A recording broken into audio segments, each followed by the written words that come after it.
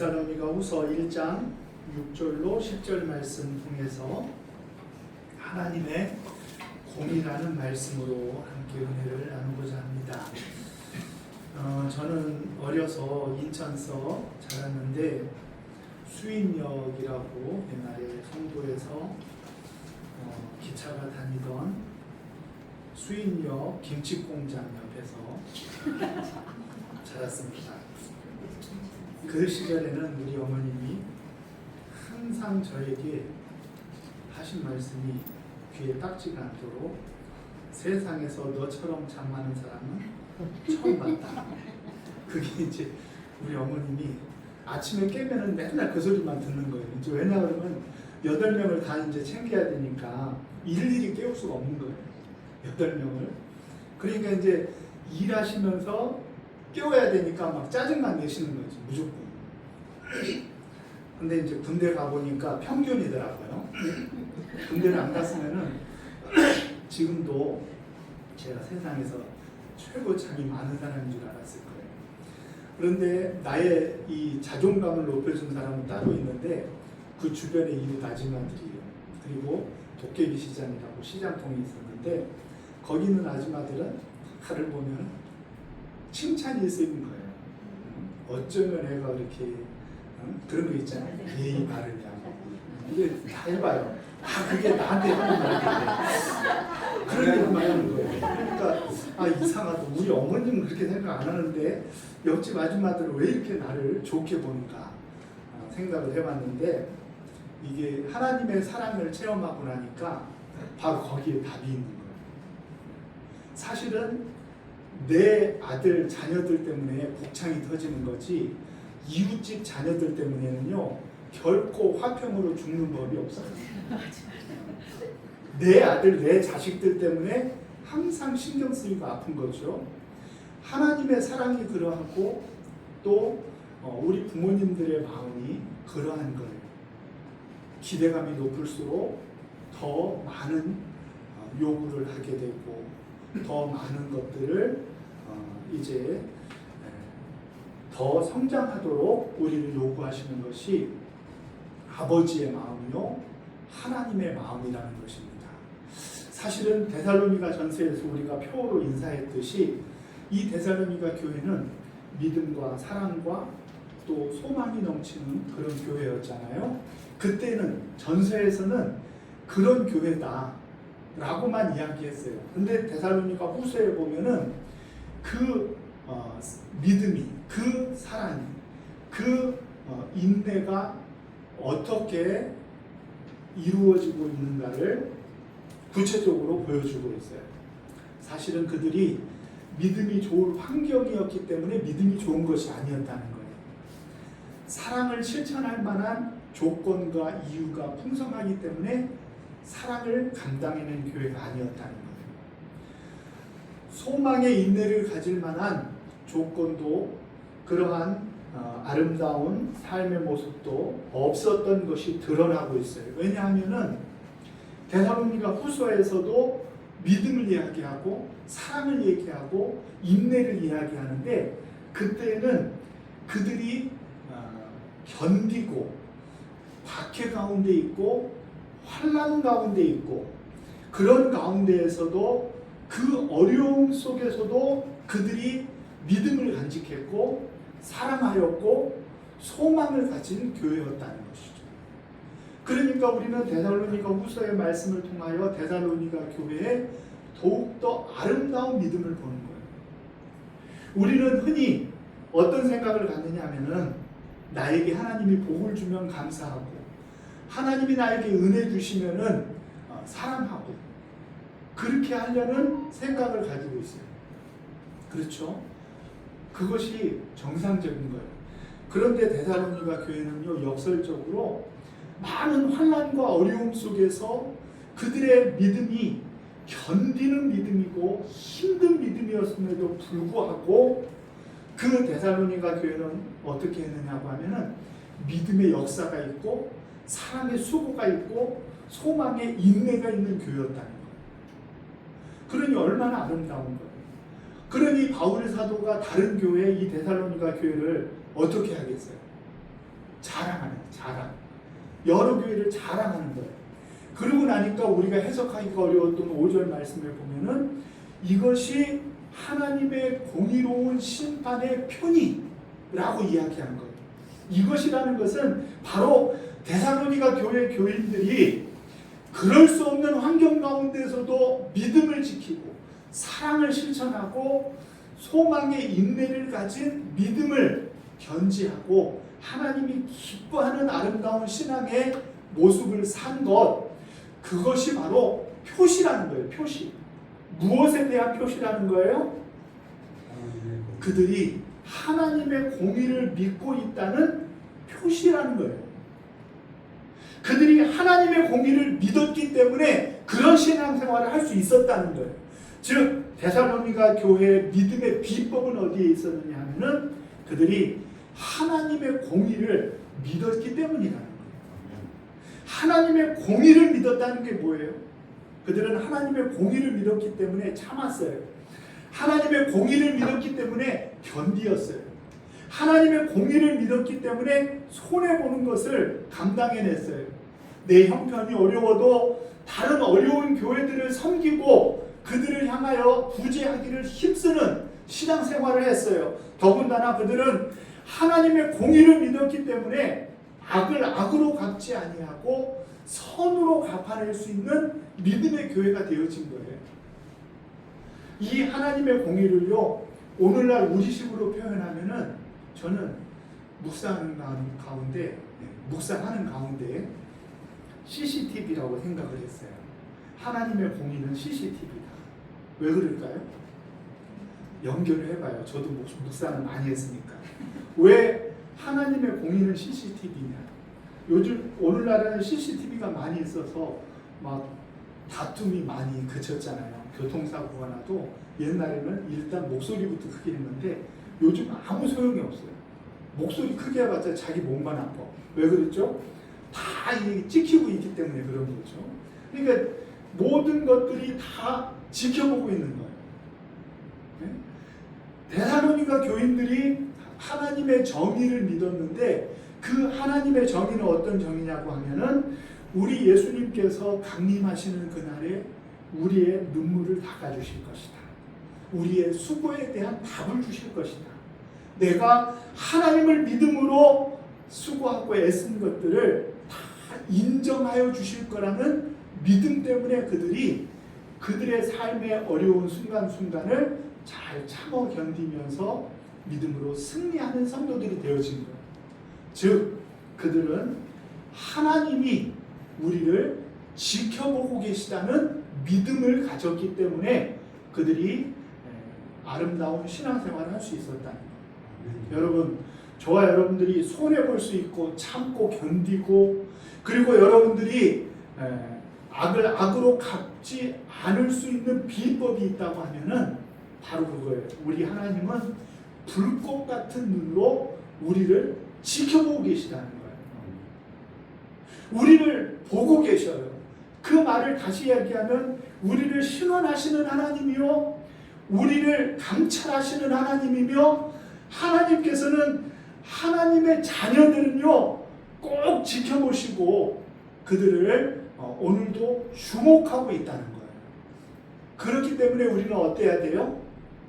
우리는 하나님이 나를 지켜보고 계시니까 어떻게 해야 돼요? 우리는 이 땅을 하나님이 기뻐하는 믿음으로 살아가는 거예요. 하나님이 지켜보고 계시니까. 여러분, 여러분들의 삶이 아름다워지려고 하면은 CCTV만 잘 생각하면 돼요.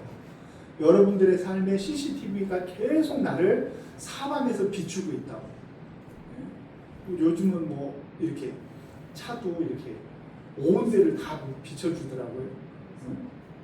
그 온 데 비춰주는 카메라를 만드는 그 사장님이 저기 김복순 권사님 이 아드님이 그걸 만든다 그러더라고요. 다 지켜보고 계셔요. 다.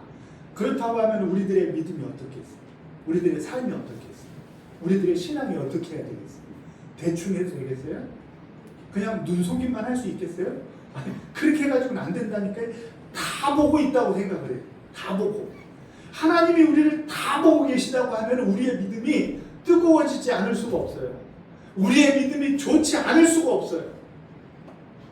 하나님의 정의를 믿는다는 것은 바로 그거예요. 하나님이 갚아주실 거라는 믿음이 있기 때문에 우리는 하나님이 나를 지켜보고 계시다는 믿음 때문에 우리는 이 땅의 담대함과 하나님이 기뻐하는 믿음으로 우리의 믿음이 변화되어지는 것이죠.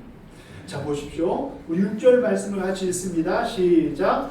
너희로 환난을 받게 하는 자들에게는 환난으로 갚으시고. 하나님의 정의는 갚으시는 은혜가 있는 거죠. 예? 너희에게 환난을 받게 하는 자들은 어떻게 해요? 반드시 하나님이 환난으로 갚아주실 거라는 믿음이 있어야 돼요. 우리에게. 7절도 읽습니다. 시작.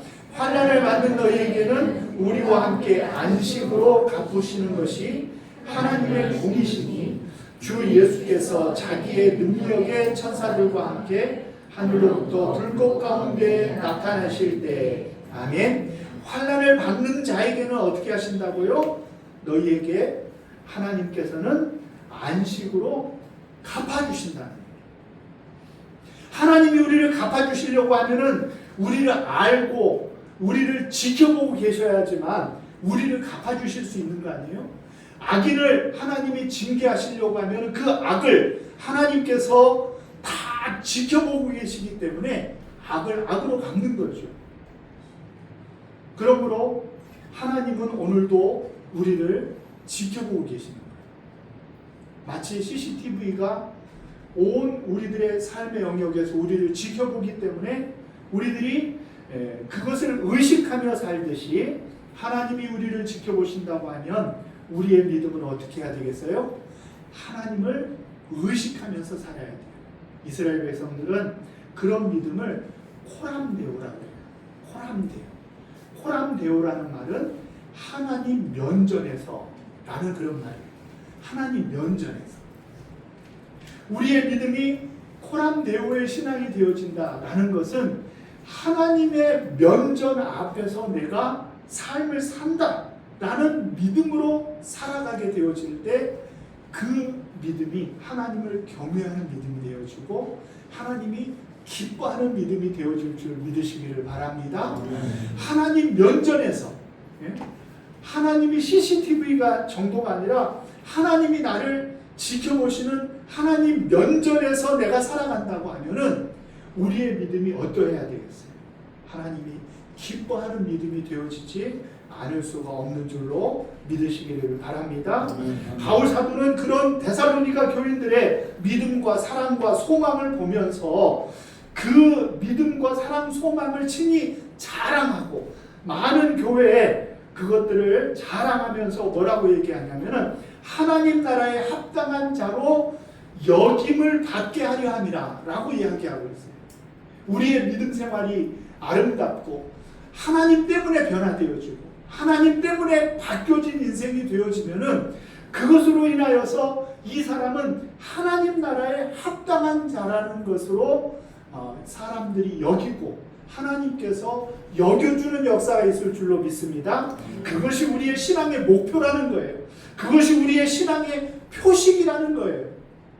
그 믿음의 표식을 가졌을 때 사람들은 우리의 모습을 보면서 우리를 칭찬할 뿐만이 아니라 누구를 보게 되어지는 거예요? 하나님을 보게 되어지는 거예요. 우리를 볼 뿐만이 아니라 하나님 나라를 보는 거예요.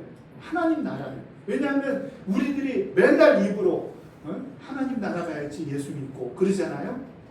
그런데 맨날 그 얘기를 하는 사람이 전혀 모범되어지지 못한 삶을 살고 있어요. 그러면 어때요? 하나님의 나라를 보이는 거예요? 그런 나라는 네 나라라 그랬지. 당신 네 나가세요 라고 말을 못해도 속으로 생각한단 말이에요.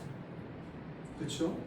그런데 우리들이 하나님 나라에 합당한 자로 여김을 받을 만한 아름다운 믿음이 우리 속에 있으면은 우리들이 전하는 메시지도 능력이 있고 우리들이 하나님의 말씀대로 살아감을 보면서 사람들이 하나님도 발견하고 하나님 나라도 믿어지고 그리고 우리들의 행하는 모든 것들을 통하여 하나님이 영광 받으시는 놀라운 역사가 있게 되어진다는 것입니다. 그러므로 바울 사도는 데살로니가 교인들에게 그들의 믿음이 이런 환난 가운데서도 믿음과 사랑을 실천하는 아름다운 믿음이 되어진 것은 하나님 나라에 합당한 자로 역임을 받게 하기 위한, 하나님 나라에 합당한 사람이라는 것이 표시가 나고 보여지기 위한 그런 목적으로 하나님께서 귀히 그들에게 칭찬하는 믿음이 되었다는 것이에요. 우리 사랑하는 교회도 그런 교회가 되어지시기를 주의 이름으로 축원합니다. 그러기 위해서는 우리들이 코람데오의 신앙, 하나님이 나를 항상 지켜보고 있다는 믿음으로 살아야 돼요. 하나님이 나를 지켜보고 계셔요. 그러면 우리의 신앙은 아름다운 신앙이 되어질 수밖에 없어요. 아무도 보지 아니할 때 그때 우리의 믿음에 정확한 액면가가 나오는 거예요. 사람들이 볼 때는 사람을 의식할 수 있어요. 그러나 그것은 믿음이 아니에요. 사람을 기쁘시게 하기 위한 것은 우리의 믿음이 아니에요. 그런데 아무도 보지 아니할 때는 누구만 나를 보는 거예요? 하나님만 나를 보는 거예요. 아무도 보지 아니할 때 그때 우리의 모습이 어떠한가? 그것이 바로 우리의 믿음의 수준을 보여주는 줄로 믿으시기를 바랍니다. 그러므로 우리는 하나님의 공의는요 어떤 것이냐고 하면은 우리를 견디게 하고 우리를 참게 하고 우리를 손해보게 하는 믿음이 진정한 하나님의 마음이라는 거예요. 하나님의 정의는 하나님의 사랑으로 나타나요. 자 보세요. 하나님의 공의는 자녀에게는 어때요? 자비롭고 불신자들에게는 어떻게 해요?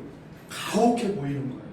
그런데 하나님이 자녀들에게는 자비로워야 되는데 어쩐지 신앙의 요구사항들을 보면은요 자비롭지가 않아요. 그건 왜 그렇다는 거예요? 하나님의 정의가 자비로 나타나지만 그 자비는 엄한 훈련을 통하여서 하나님의 자비를 실천하도록 우리에게 요구하기 때문에 그래요. 아까 얘기했듯이 부모님들은 자녀들에게 요구하는 게 많아요. 그런데 이웃집 아이에게는요 크게 요구하지 않아요. 있는 그대로 받아줘요. 근데 그것을 반대로 해야 되거든요. 내 자녀는 있는 그대로 받아주고 그렇잖아요. 그런데 왜 그러느냐? 그것은 하나님의 마음도 역시 마찬가지예요. 우리의 믿음을 하나님이 보실 때 그만하면 됐어. 너무 잘하고 있어. 이렇게 하고 싶죠. 그것이 주님의 마음이에요. 그런데도 우리들이 표가 되어야 되고 그런데도 우리들이 역임을 받아야 되기 때문에 우리를 계속해서 더 믿음으로 살도록 하나님이 많은 요구를 한단 말이에요. 이스라엘 백성들을 보세요. 이스라엘 백성들에게는 하나님이 많은 선지자들을 보내서 요구를 해요. 그러나 이방 사람들에게 하나님이 많은 요구를 하시나요? 그렇지 않아요.